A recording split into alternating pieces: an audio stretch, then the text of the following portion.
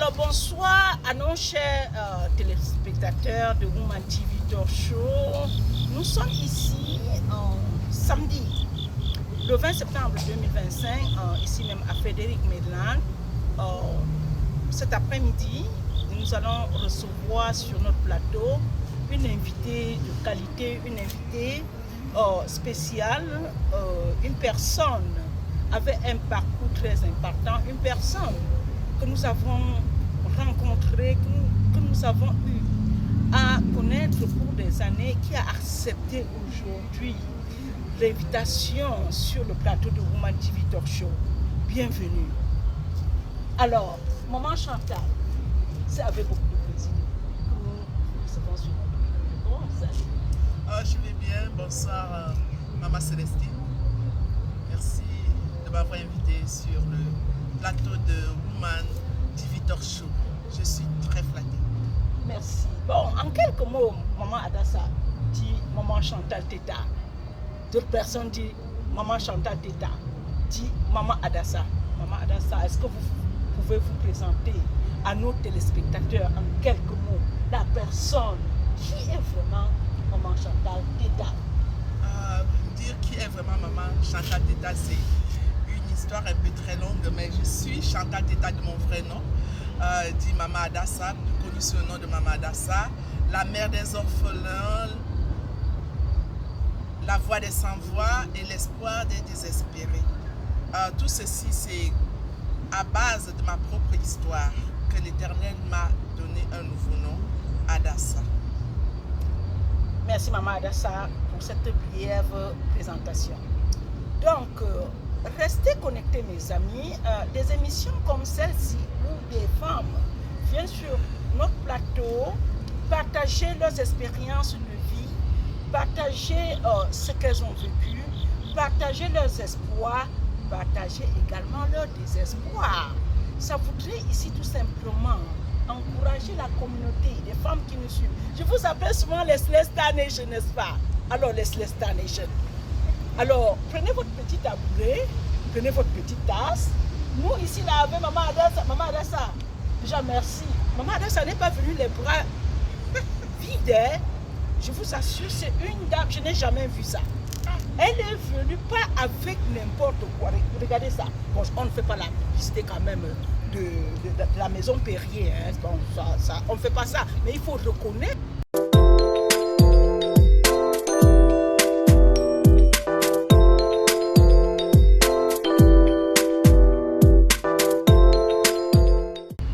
Avec le cœur plein d'amour, qui sait partager, qui sait tendre le verre d'eau à la personne qu'elle rencontre sur sa route.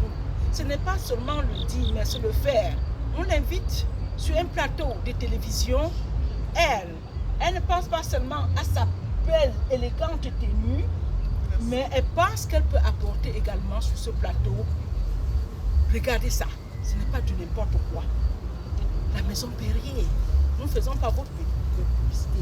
Mais maman, nous tenons à vous dire merci. Et en passant... Merci. En passant, vraiment, j'avais beaucoup soif. Donc, je vais prendre une gorgée. Hein. Okay, alors, pendant que nous prenons donc cette gorgée de notre eau Perrier, c'est une eau gazeuse. On dit ouvrez vos sparkling water. Ok. Prenez déjà vos tasses. Prenez votre crayon. Parce qu'il y a beaucoup de choses que vous allez noter dans l'histoire de cette dame. Ça va vous aider vous-même à grandir. Et partager. Donnez-nous un thumbs up. Ok? Nous vous aimons très fort sur le plateau de Woman TV Talk Show et on dit la télévision de la femme. Alors, on devait faire notre petit team. Ok, il n'y a pas de problème. J'ai déjà vu. J'ai déjà vu. Merci. Maman Chantal, il fait tellement très beau temps ici à venir chez toi. Alors, nous sommes. C'est un très beau point. Voilà, c'est vraiment votre. Alors, sans plus tarder, nous allons passer au vif du sujet, mes amis.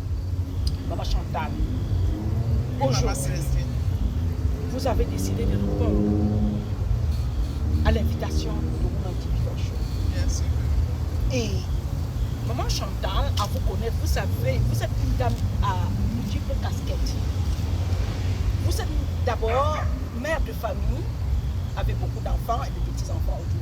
Ce qui est une bénédiction. Une très grande bénédiction pour nous. Dans notre communauté, ici aux États-Unis et dans plusieurs États, vous avez une autre casquette d'entrepreneur. C'est pour cela que vous allez voir, et peut-être une autre fois on fera une vidéo sur l'entreprise événementielle de Shalom. Todium Shalom Services. Todium Shalom Services. On fera toute une autre vidéo pour cela. D'où vient le nom de Todium? Comment? Il paraît qu'il y a une longue histoire derrière. Très longue histoire. D'abord, c'est un remède des bandoulet. C'est un remède. C'est là qu'il définit celui qui est bandou. Donc, pour être bandou, il faut avoir été purgé. Avoir été purgé avec ce médicament. Ce sont des herbes. Ce sont des herbes. Et on fait au village, comment ça se passe? Ce sont des herbes justement que les parents nous ont appris à cueillir et puis presser et puis avec du jus. On touche les enfants, peut-être c'est 7 fois dedans et 9 fois dehors. Un truc comme ça, je ne maîtrise pas trop. Ok. Mais c'est ça. Mais c'est ça qui définit un enfant banjo. Voilà. Là, je crois qu'on fera une autre vidéo. Et j'ai eu de la chance que mon frère Marie s'appelait aussi Todium. Ce qui fait que nos entreprises, c'était des sociétés Todium. Et j'ai continué avec ce nom jusqu'aux États-Unis. Et voilà, femme entrepreneur. Également, Maman Chantal Teta, vous êtes reconnue dans nos communautés comme une femme très battante. Vous faites dans beaucoup de petites choses. Vous organisez. Vous êtes toujours à la tête. Vous tendez toujours la main. Vous offrez toujours la main à aider les communautés. Comment ça se passe? Qu'est-ce qui vraiment vous anime d'être toujours là quand les gens ont besoin de vous? Vous êtes vu, des gens vous ont entendu partout. Maman Chantal, Maman Adassa, elle est présente et dans le bon sens. Vous savez, la vie est très simple et très facile à vivre. Pour celui qui a le vrai sens de l'amour. Parce que me voit partout, quand je me mets à la place de la personne qui a été frappée, et je me dis si c'était moi, si je vais porter cette bouteille et ça pèse, il faut quelqu'un pour m'aider à soulever. Absolument. On dit dans la Bible, c'était Moïse qui avait soulevé, que ses épaules étaient faibles et Aaron est venu l'aider. Donc c'est dans ce sens qu'on devait le faire. Merci infiniment pour ce que vous faites pour me comprendre. Merci.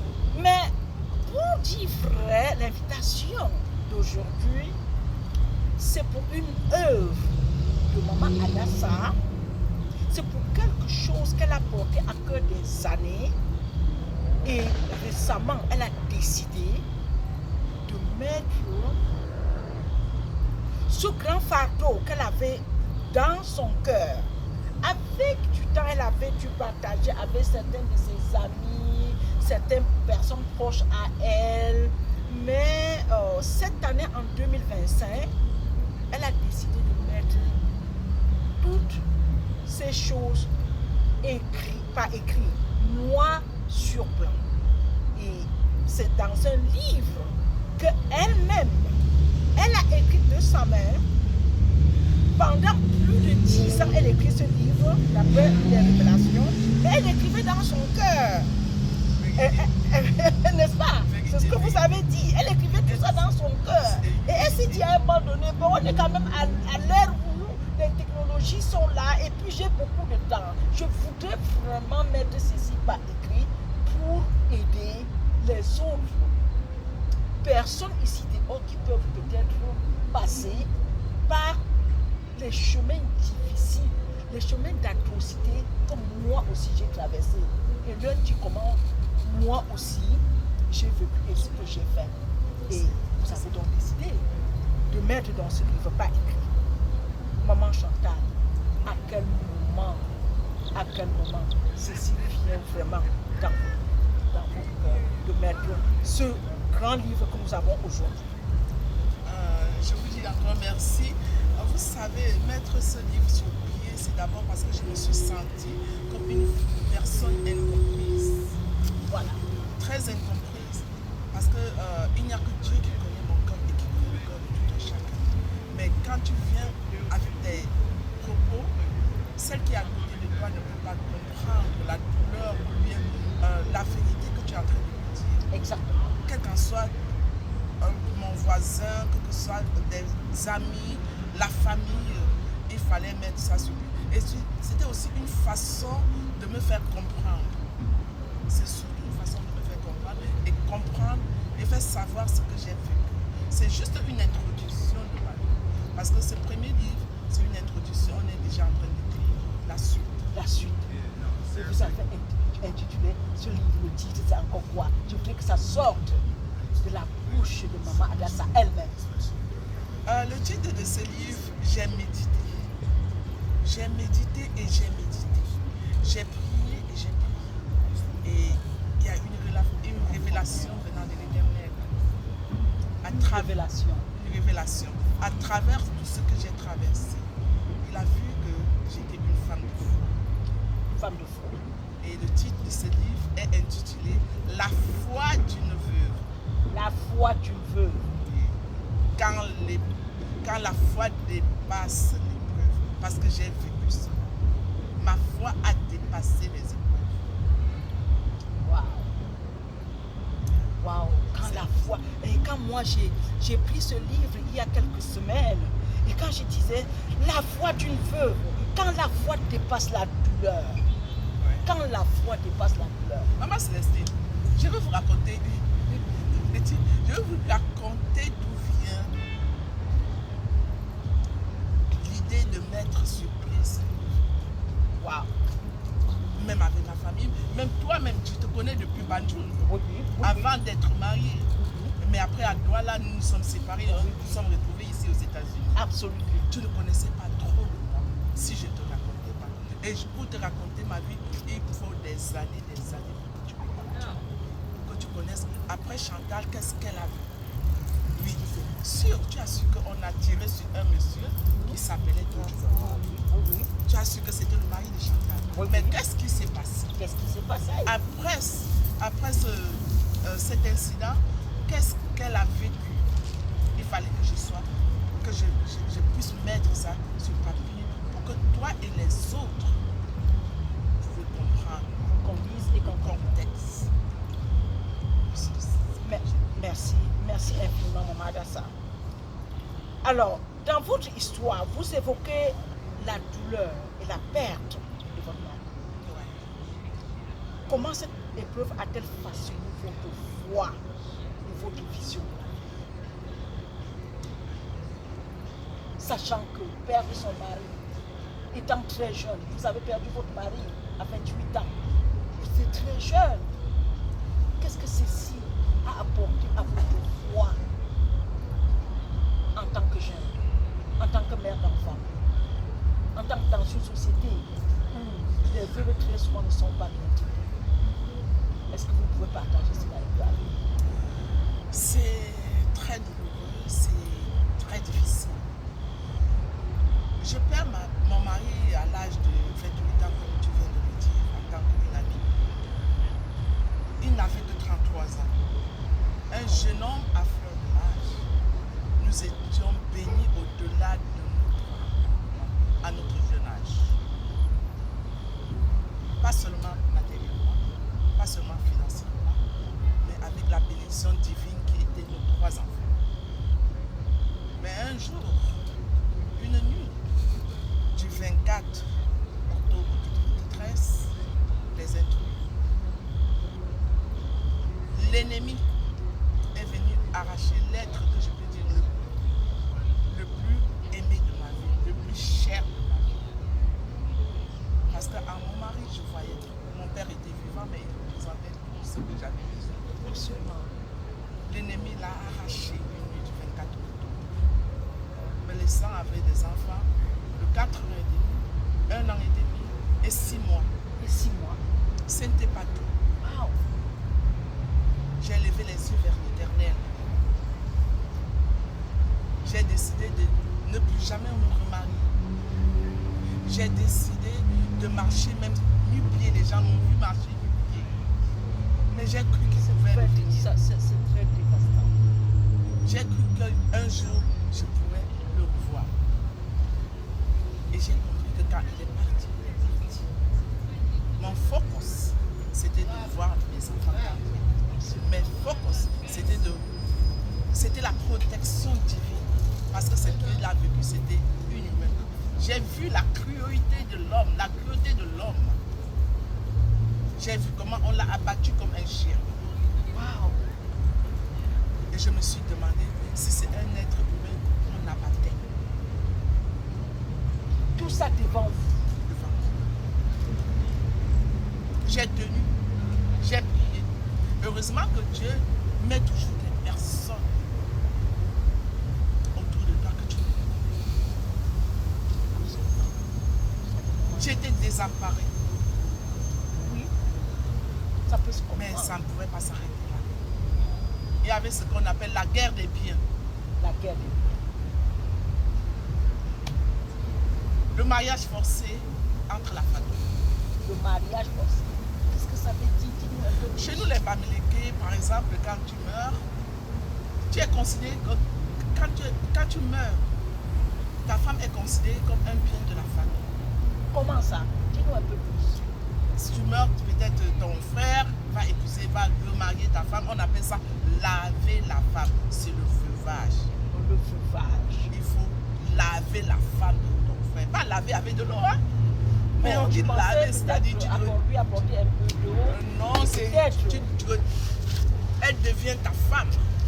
Là, ça veut dire les frères de ton mari Voilà. vont te prendre maintenant, eux tous ou bien un seul Non, un seul que tu dois choisir. que tu dois choisir.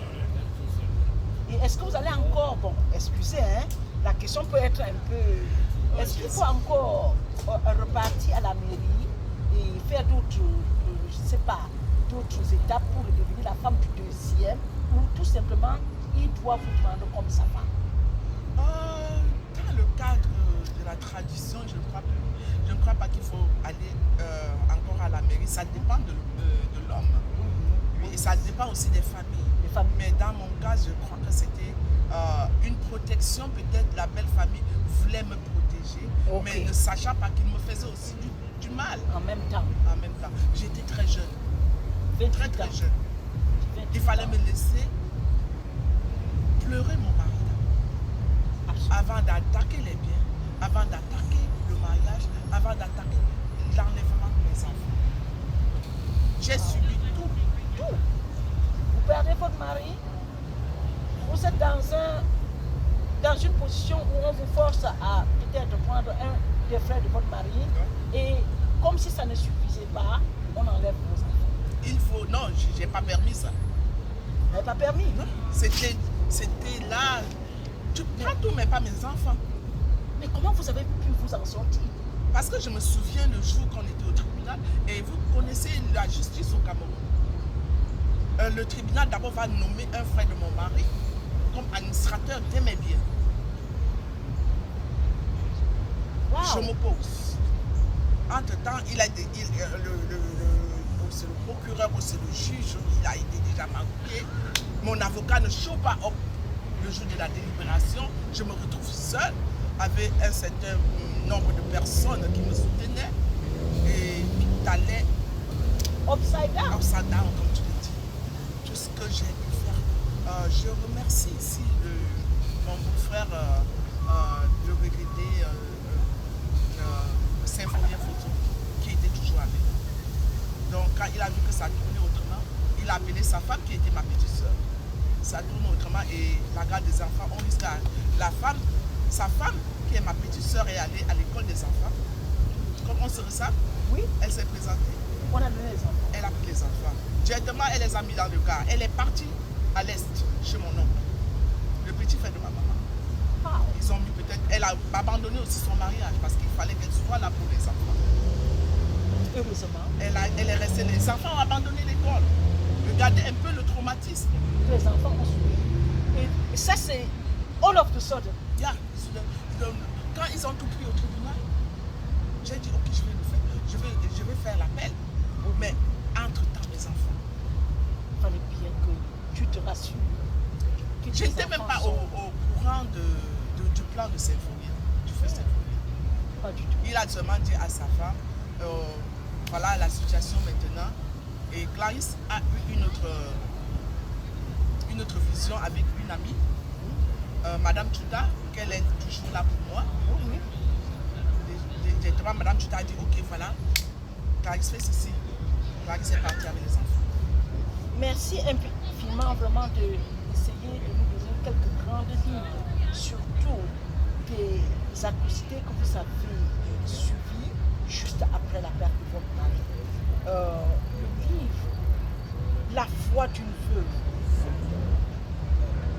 Quel est le message principal que vous voulez vraiment transmettre dans ce livre? Le message principal, c'est encourager les femmes. Parce que je vais un peu rentrer en arrière avant d'y aller dans le message. Parce que c'est mon faux mari sur son lit qui m'encourage, n'abandonne jamais. Ça, ce sont ses termes. N'abandonne jamais. Et ne te laisse jamais faire. Ne te laisse jamais faire. Encourage. Ça, ce sont ses derniers mots. Il a tourné, il a fait les derniers scènes. Il a tourné les yeux, il a fait les derniers scènes. Qu'est-ce qui se passe?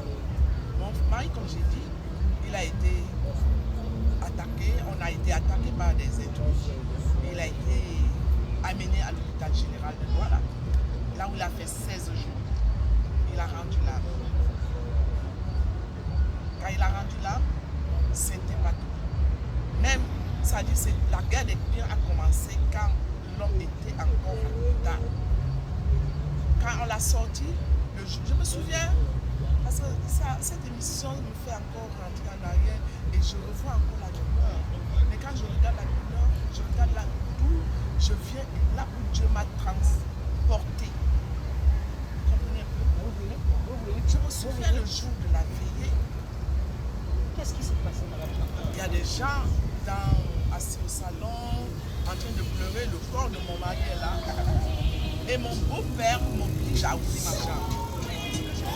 J'avais une belle-sœur dans la famille qui était comme mon amie, on avait même âge, mais c'était ma belle-tante, on ne s'aimait plus. Et je lui ai expliqué, elle dit tu n'ouvres pas.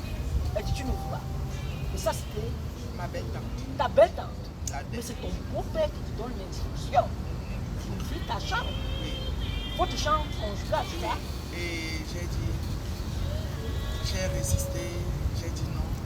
Après ma mère, qui est ma deuxième mère, celle qui m'a élevée là, elle s'appelle Madame Péta Jacqueline. C'est ma mère. Oui, c'est elle qui m'a élevée. Elle a dit tu ouvres.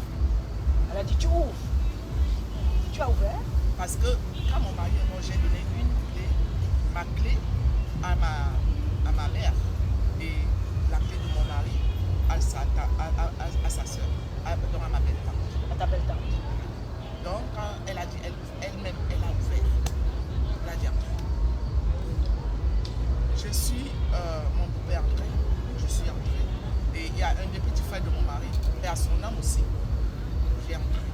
J'ai vu les gens oubliés qui venaient de perdre un être, compter des costumes.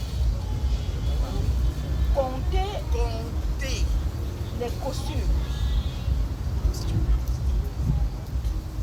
Est-ce qu'ils fouillaient ou bien c'était juste pour connaître le nom?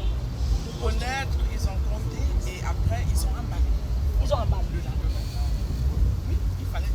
Et quand je suis allée vers ma belle-mère, je lui ai dit, ma belle-mère était là pour ces états. Elle n'était pas d'accord. Ça veut dire que ton beau-père a pris cette initiative avec le feu de ton mari. Ça dit pour montrer comment les gens sont attachés au bien de la terre. Ça ne faisait même pas 72 heures que ton mari était mort. C'était le jour de la veillée. La veillée, donc on a parlé comme ça pour... On a ignoré, j'existais. On a ignoré que c'était la chambre. Vraiment, c'est très foudroyant et c'est vraiment triste d'apprendre une histoire comme celle-là. Mais Dieu merci qu'aujourd'hui, petit à petit, Dieu vous vous a rebâti, Dieu vous a remonté, Dieu vous a de nouveau autrement, comme vous êtes une femme de foi, et voilà donc la raison pour laquelle ce livre même, le livre de la foi d'une veuve. Dieu nous a dit, mais le traumatisme, il faut passer par thérapie, il faut passer par des thérapies. Pas de thérapie. Mes enfants, mes amis, par des thérapies. Donc souvent il faut des thérapies. Quand vous êtes passé par des moments suffisamment difficiles, vous pouvez entrer dans la dépression. D'où l'importance souvent de ne pas rester seul, de partager votre douleur, ou bien quel que soit ce que vous êtes en train de vivre, c'est toujours bien encore de le voir aussi un médecin pour le mettre à la salle. Le message que je voulais dire, la foi d'une veuve. Je peux présenter le livre? Oui, oui. Je peux. Alors, c'était ma prochaine moment de m'entendre. Voici le livre dont nous parlons. Ce livre, La foi d'une veuve, Chantal Tita, Maman Adès. Une vraie histoire. C'est elle qui raconte son histoire dans ce livre. Ce n'est pas l'histoire d'une autre personne. Maman Adassa. Alors, quelle pratique ou habitude spirituelle vous aide à rester forte et résiliente? Est-ce que vous pouvez partager avec nous? Oui, d'abord, car les persécutions, je vous dis, j'ai eu à dormir en bas d'un camion avec mon fils, mon dernier fils. En bas d'un camion? Alors que j'avais une maison.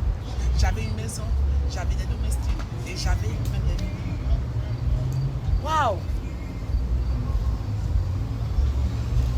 Et ça, c'est à cause de la belle famille qui vous met dehors, ou bien qu'est-ce qui se passe? Vous décidez de prendre désormais votre domicile? Ben, je ne pense pas.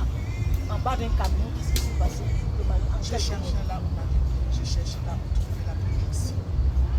Je suis allée chez celui-là, je suis allée chez mon oncle, Ganaïma. La barrière était fermée et le gardien n'a pas ouvert. C'est qu'il y avait Le bébé était avec vous? toujours. À quel âge avez-vous? Il avait à l'époque là 11 mois. 11 mois. Et Et vous le trouvez en bas d'un camion, c'est ça? Comment ça? Parce que quand je suis allée chez mon oncle, Il se faisait tard? il se faisait tard. D'abord, après, quand mes enfants étaient avec moi, les choses se calmaient, les choses de mon papa, dont mon oncle était devenu maire de Douala deuxième, il m'a dit il y a la sécurité et il faut venir avec les enfants se retrouvent, mon papa aussi, du côté de Banjou. Ma maman veut les enfants, on les amène à Banjou. Et puis quand mon oncle dit ok, il faut venir, il y a de la place. Et j'arrive là, c'est fermé. Je sonne. J'étais derrière Guinness. Et je suis. Tout ce que j'avais à faire, c'était entrer en bas du camion et dormir avec mon fils. Dieu merci, cette nuit-là, vous avez été protégés et vous êtes sortis sauf de ce camion. Rentrons encore un peu en donnant sur ce plateau, surtout avec votre présence. Quels sont les conseils que vous donneriez à une veuve ou à toute personne vivant des douleurs profondes comme vous l'avez vécu vous-même et qui pense qu'elle n'y arrivera jamais? Qu'est-ce que vous dites Je veux d'abord dire, à une veuve? même pas seulement à une veuve, à celle qui se sera abandonnée, une femme rejetée. Une femme rejetée. Ne Tu n'es jamais. Parce qu'en Banjou, on dit souvent Gumbamza en Banjou, c'est ça? L'avenir est devant. Quand tu te sens délaissé, quand tu te sens abandonné, quand tu te sens rejeté, même par ta propre famille, Mais pas ta propre famille. Oui, ça tu c'est. dois tenir. Il faut tenir bon. Parce que Dieu a un plan et tout arrive parce que c'est le plan de Dieu. C'est le plan de Dieu. Parce qu'il dit dans sa parole qu'il a tracé des plans merveilleux, des plans de paix et non des plans de malheur. Il a des projets pour nous, et des projets de paix et non de malheur. Et quand tu te dis à cela, tu dois arrêter. Maman Adassa, merci beaucoup pour ces conseils très très réconfortants et je suis sûre que sur ce plateau, pendant que vous nous suivez, il y a beaucoup de personnes qui, même en ce moment, même sont en train de traverser. Il y a des femmes, il y a même des hommes aussi, et ce n'est pas seulement les femmes, qui sont en train de traverser des moments très très difficiles. Maman Adassa, selon vous, comment nourrir sa foi? Ce sera ma question. Comment nourrir sa foi quand tout semble perdu? Une question en fait très bête. Je rentre encore en arrière parce qu'il y a beaucoup d'églises ici. Beaucoup d'églises. Mais pour trouver la vraie, c'est quand tu te trouves. Même quand il y a des grains d'arachide là, tu tombes sur un bon pied. C'est ça. J'ai eu de la chance que mon docteur, le médecin de ma famille, s'appelait le docteur Fouta. Docteur. Et À l'époque, oui. à l'époque, parce qu'elle a même gardé, elle est devenue ma marraine. Quand ça tiraillait, et puis comme mon premier fils était trop... Elle était gynécologue. Oui, elle était gynécologue généraliste aussi. Voilà. Donc, elle me dit, je vais prendre Manu. Même si on va goûter, il faut que j'étende le taux de sur elle. Elle a pris mon premier fils. Elle a mis à toi. Donc, c'est là qu'elle me dit, viens à l'église. Je partais, elle priait pour moi et elle m'a amené dans une église, le centre missionnaire de Roger, que je ne dois jamais cesser aussi de dire merci au pasteur Manu et aussi à ma soeur Eliane Nidjo. J'ai rencontré une soeur là-bas, qu'elle me tenait de prière, elle était. En fait, toutes les mamans, ça dit l'amour qu'il y avait dans cette église-là. Ça dit, ça me confortait. Ça t'a beaucoup conforté. Les mamans priaient pour moi, j'ai rencontré une nouvelle famille, mais plus précisément la sœur Émilienne Nidjo. Alors la sœur Émilienne Boutou, si vous êtes en train de nous écouter. Elle est à Paris actuellement. Alors, elle est à Paris actuellement. Alors bonjour Paris, hein. Et la sœur Dans cette église. Donc c'est dans cette église que j'ai appris beaucoup à prier, que j'ai appris à... Et puis quand... je vais vous raconter une petite histoire. Oui. Dans les années 99, je vais vous dire la méchanceté de l'homme. Mon beau-père, il va déterrer le gouvernement avec des marabouts. Et mon père est assis dans son bureau avec ses amis. Il y avait des grandes voitures là. Je ne peux pas citer les noms. Donc, et il vient dans un taxi, il dit, oh, sauvegarde. Si tu as 10 enfants, il t'en manque 9. Si tu as 10 enfants, il t'en manque 9. Et puis c'est des employés qui entrent à mon père. Ah, il y a ton beau-père là, Léon, qui est en train. Mon père se dit, si tu as 17 ans, il t'en manque 9. Et mon père a dit, quoi? Il dit que Chantal n'est plus de tes enfants parce qu'elle va mourir. Et mon papa lui a demandé, elle va mourir pourquoi? Quoi? Elle dit, parce que je regarde les gens qui sont dans les taxis. Je viens comme ça du village, j'ai mis des flèches, j'ai mis des lances, j'ai mis tout ce qui concerne comme arme pour que son mari tire sur l'assassin. Sur son assassin. Et ce que mon père a dit, ok, si c'est Chantal, elle n'a qu'à mourir. Que d'autres hommes visent la personne vraiment qui a été, qui a mandaté son assassin.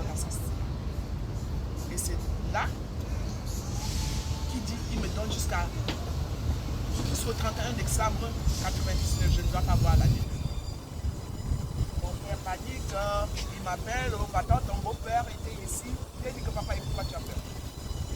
Laissons le temps au temps. Nous sommes en novembre. Nous sommes en novembre. Et il dit que je ne dois pas voir la nuit. Laissons le temps. Mais Dieu a renversé. Et quand il a dit ça, mon seul soutien était l'église. Je suis parti voir pasteur. Le pasteur. Avec la sœur Rivière. J'ai d'abord appelé la sœur Rivière. Voici ce que mon beau-père vient de faire. Il dit que, allons à l'église, nous sommes mercredi soir. On va prier. On est allé à l'église, on a expliqué au pasteur. Le pasteur a dit, Maman Chantal, et pourquoi tu as peur? Une malédiction sans cause n'a pas d'effet. Si tu ne connais rien sur la mort de ton mari, ça n'a pas d'effet. C'est le 31 décembre. 30 décembre. Dieu a agi. Mon mari a dit. Il y a eu la mort de celui qu'on avait toujours soupçonné. Et c'était son frère. C'était son frère? Qui avait, on a dit, la quantité, tout ça, à cause d'une tontine de 20 millions qu'on avait payé. Il a disparu. Donc tout ça, je veux dire, c'est le rocher qui a aussi cultivé ma foi. Donc la malédiction, une malédiction sans cause n'a pas d'effet. Malédiction sans cause. Merci beaucoup. Et après, merci beaucoup pour tous ces détails.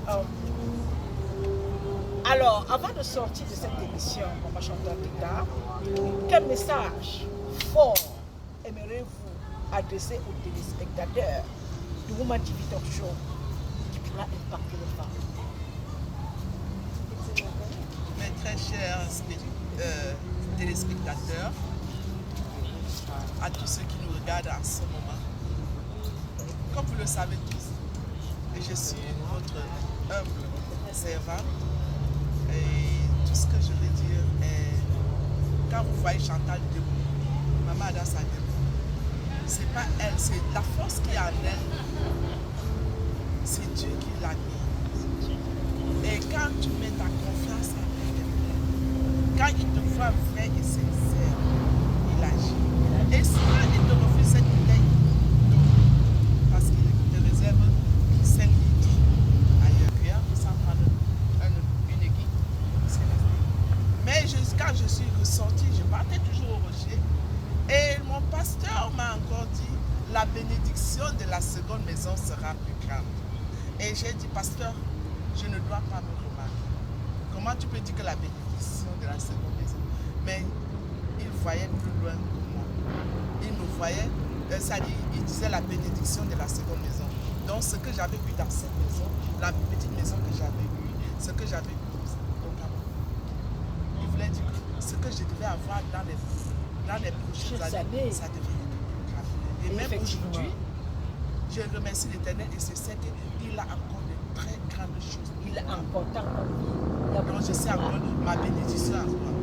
C'est ça, Maman Adassa. Maman Adassa, sur ce livre de la foi du vœu, où est-ce qu'on peut, de part de la Chine, du Japon, de tous les 4 coins du monde, où est-ce que nous pouvons trouver ce livre? Parce que vous qui nous suivez maintenant, je suis sûre que vous serez pressés d'aller prendre une copie de ce livre. Je vous assure, j'ai lu moi-même ce livre, les 10 premiers chapitres, c'est complètement bouleversant. Où est-ce qu'on peut trouver ce livre? Merci encore, CEO, Madame Célestine Photo. Donc, ce livre, nous sommes en train de travailler. Nous sommes en train de travailler d'arrache-pied pour que ce livre soit représenté, surtout dans tous les pays africains. Dans tous les pays d'Afrique. Parce que généralement, on vit la même chose dans la société. Donc, le veuvage, quand tu perds ton mari, après les menaces, la guerre des biens, ça se passe partout, la belle famille. Donc, dans les librairies. Oui, on est en train de chercher des représentants, ceux qui peuvent nous représenter dans chaque pays pour pouvoir les distribuer. Voilà. Nous avons déjà au Cameroun, si vous en voulez au Cameroun, notre contact au Cameroun, c'est Madame Juda, c'est elle aussi qui représente la fondation Adassa au Cameroun, le nom d'ailleurs a été changé, on revient là-dessus. Donc je vais donner le numéro de Madame Juda, si on peut vite. Excusez-moi, je vais chercher. Et je voudrais, pendant qu'elle cherche ce numéro sur Amazon, vous pouvez déjà avoir ce livre, il est disponible. Voilà. Le livre est disponible également sur Amazon. Voilà. Le contact déjà du Cameroun, c'est 237, le 6, 999, 39, 665. Donc au Cameroun, on dit 66, 69, 99, 93, 96, 65. Ça, c'est le contact de Madame Tuta. Alors, merci beaucoup. Et puis aussi, on peut me contacter. Moi, j'en ai en stock ici. Oui, c'est le 240, 643, 68 30. 68 30. Et la version anglaise est en route. Je crois que la semaine prochaine, nous aurons déjà la version anglaise. Déjà disponible. Merci infiniment, Maman Adassa. Je crois que nous allons donc sortir de cette émission. Avant de sortir de cette émission, je voulais vous parler de Adassa, from Adassa to Adara. From Adassa to Adara. Ok. J'ai un board. Adassa Case Foundation a un board. Et moi, je ne suis que la visionnaire. Et ils ont travaillé et ils ont décidé. Nous avons décidé ensemble. Voilà. Nous avons décidé de changer. Vraiment, excusez les amis. Voilà. Nous avons décidé de changer de nom. Donc, prochainement, vous allez voir tous les posts de Adassa, c'est Adara. Adara. Donc, c'est un peu la même chose. Maman Adassa reste. Je reste Maman Adassa. Maman Adassa. Adassa Case Foundation, maintenant, c'est Adara Case Foundation. Et je ne dois pas sortir sans dire. Je vous donne rendez-vous le 16 mai. Voilà. 2026. C'est dans quel hôtel encore? Bon, avec le temps. L'adresse, on va vous l'adresse. dire. Et c'est la fête des mères. Voilà. Mother's Day Celebration. Voilà. Vous savez comment on fait. Et on a besoin de votre soutien. Absolument. Venez ensemble et nous allons. Et on va s'amuser ce soir-là. Nous allons danser. Merci. Nous allons nous amuser. Merci. N'oubliez pas de Et on va aider. On va aider les tout petits enfants qui sont au Cameroun, qui souffrent à la pas soirée. seulement au Cameroun, en Côte d'Ivoire et au Bénin. Voilà. Avec les petits trucs qu'on récolte à cette soirée. Maman Adassa, merci infiniment. Merci pour votre témoignage, pour le temps que vous avez pris pour écrire ce beau livre et pour la continuation de vos œuvres. Merci. Merci, madame. Rendez-vous le 16 mai. Avant le 16 mai, je crois que nous allons repasser, parler aussi des œuvres de Maman Adassa, comme vous l'appelez. Ok. Alors, chose promise, chose due aujourd'hui. Restez les nôtres, restez connectés. Et en ce qui nous concerne, vous savez, dans la vie, je vous ai toujours encouragé à prendre votre vie en charge, spécialement quand vous êtes femme. Et du surpoids, vous êtes mère, vous êtes responsable. Vous avez des enfants, vous avez une famille. Et c'est pour cela qu'à Douala, à 5 minutes d'aéroport, voilà, nous avons les appartements Oslap Apartment. Alors si vous êtes de visite prochainement à Douala, n'hésitez pas de nous contacter. C'est un cadre somptueux, c'est un cadre à votre hauteur, c'est un cadre qui vous offre des prix de famille, ok? Et ici même, Maman Adassa, comme c'est un service que moi-même, Maman Adassa, utilisez régulièrement, le transport de colis. Alors, nous sommes là à votre service. Vous avez un colis aux États-Unis. Vous voulez transporter ça au Cameroun, contactez-nous. Just one contact. Et si vous voulez, vous avez également des colis au Cameroun que vous voulez transporter aux États-Unis, contactez-nous. C'est ce que nous faisons également. Et si vous avez des colis en Chine pour les commerçants qui sont au Cameroun, alors nous faisons uniquement par air. Il y a quelqu'un qui m'a demandé, Maman Célestine, est-ce que vous transportez les choses dans le bateau? J'ai dit non. C'est par air que nous transportons donc les colis de la Chine vers le Cameroun. Alors d'ici à là, portez-vous bien. C'était pour vous Célestine, ici même sur le plateau de Woman TV Talk Show, la télévision de la femme. Jusqu'à la prochaine. On dit d'un walk good.